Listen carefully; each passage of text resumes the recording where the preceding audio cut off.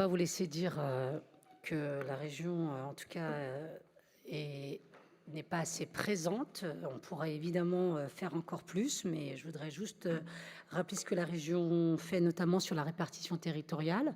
Je vais donner un exemple sur la Grande Couronne, où, à titre d'exemple, on a soutenu les Solidaribus à hauteur de près de 500 000 euros au secours populaire français, qui ont été des bus qui ont été déployés pour toucher les zones éloignées des dispositifs de droit commun. Donc, c'est pas que Paris et la Petite Couronne, mais il y a aussi des financements sur la Grande Couronne.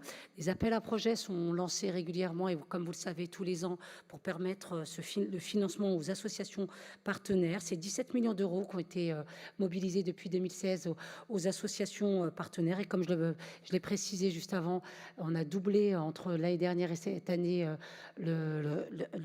notre volonté financière d'aider ces associations.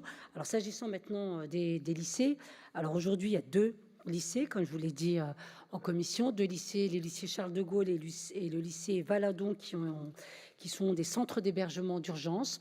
Vous m'avez interpellé en commission finances concernant le nombre de personnes dans ces 2 lycées.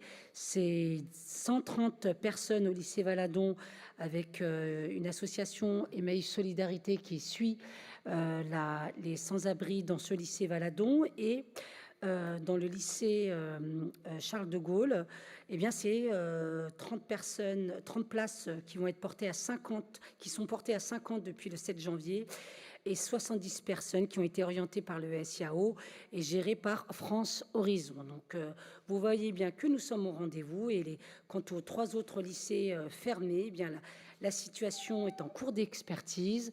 Donc, je ne tarderai pas à revenir vers vous. Retrait sinon rejet de cet amendement. Madame la maire, il est maintenant.